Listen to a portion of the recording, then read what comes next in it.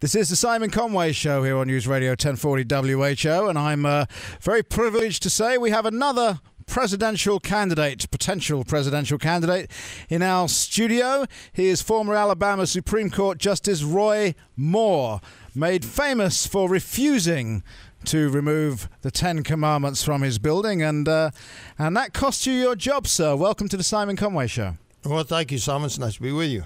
So, no regrets about losing that job back in 2003, I'm guessing? Yeah, no regrets for standing up for the Constitution of the United States First Amendment. That's the law, and that's what I upheld. Yeah, you certainly did. And obviously, behind this microphone, the First Amendment is something I believe quite strongly with. So let me ask you a few straightforward questions, and then we'll get into some more detail. Let me ask you this.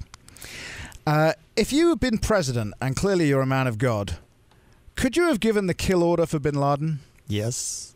Very easy. Very easy. Yeah, very easy because he masterminded the plot which took over 3,000 lives in this country. And it's a matter of defense. He's still up to it, and he was up to it, I should add. He's not anymore. No, he's not. That's a matter of defense under Commander-in-Chief. I would have done that. Yes. Okay. And I was very quick to praise the president, to be perfectly honest. I said, you got this 100% right, which I really believe he did. I believe he got it 100% right. But he's lost the postgame completely. It's a mess. We don't know.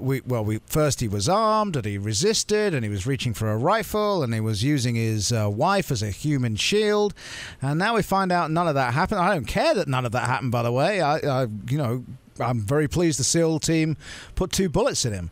Then we bury him real fast at sea. I'm not sure that was right. I think they got that wrong as well, although I do quite like the fact that he was on an aircraft carrier, and of course the only white sheets on a United States aircraft carrier are all stamped property of the United States Navy. So I quite like that part, but do you think the president has lost the post game on this? Well, probably so, and he loses the post game on most things he's pressed on. Giving the order was a very simple thing. Any president would have done the same thing when they had a 50-50 likelihood that he was there. Yep. One time we had him cornered and they let him go. Yes. And so, it was about time that, and I praise the SEALs and the military. I was a former military man. Yes. I fought in Vietnam. I know that they do their job, but they're sworn to uphold the Constitution. I wish this president would. Yes, because there's a lot. He doesn't actually particularly like the Constitution. He's described it as a flawed document. Well, the most obvious example is this bombing of Libya. It's absolutely phenomenal that a president would wait weeks and, after the urging of foreign countries and NATO, would go to bombing and never consult Congress. Yep. The Congress is the one to declare war. Yep. And when the War Powers Act in 1973 was passed, it clarified what our founding fathers meant by declaring war. Yes. That the president could only act if there was a statutory resolution on war, if it was a congressional declaration of war, or if there was an exigent circumstance that necessitated immediate response, like a missile coming in or a ship carrying soldiers. This was not that. No. What amazed me, Simon, is when I was returning from Iowa the last time, I looked on the plane or on the television at the airport, and there was the leading Republican on the Armed Services Commission, McCain, saying that the president didn't go far enough. Yes. I can't understand how both the Republicans and the Democrats are so unaware of a simple provision in the Constitution that says Congress declares war, not the president. We don't live in a monarchy or a king. No, we don't. That's what they wanted to prevent. He's not the first president to do this, though. No, we've got to be fair to him. Presidents do continue to feel that they have the power to take this country to war. It's very interesting that Joe Biden said if the president ever did this, he would be leading the pack to impeach him. I'm still waiting to see that happen. Yeah, well, hasn't happened yet. No. Should we went into Afghanistan to go and get bin Laden. We've got him. Should we be coming home right now? We should be. If I were president, I would have a withdrawal plan, and I would say, Congress, if you want to declare war, I'll go at it. If you don't, they're coming out. It's amazing to me that we've sent troops halfway around the world and to defend the borders of a foreign country.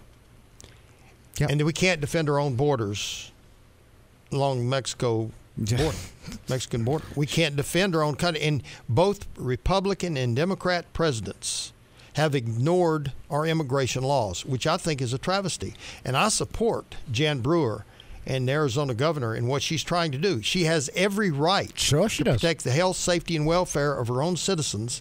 And here is a president that's suing a governor of a state for doing what he's supposed to be doing but ignores and will not do. And the law they've passed, to be honest, is a mirror of the federal law. It's nothing. It doesn't go further.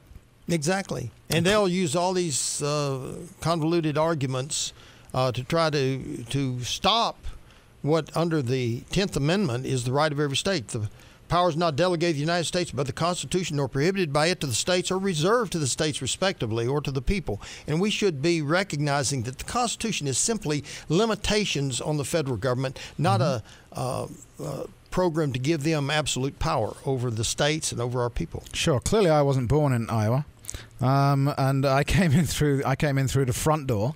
Yes. And I've got to tell you that our immigration system absolutely needs reform. It absolutely needs reform. Absolutely. It's far too bureaucratic.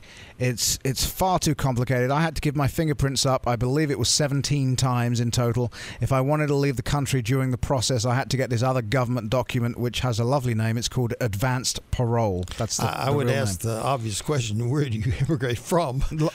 Yeah, England. I'm from England I figured originally. that. But the point is, they treated you unfairly because they're treating others in a different manner. Oh, completely different manner. That is the thing that gets me when you treat, according to everything I know, strangers unfairly. That is wrong.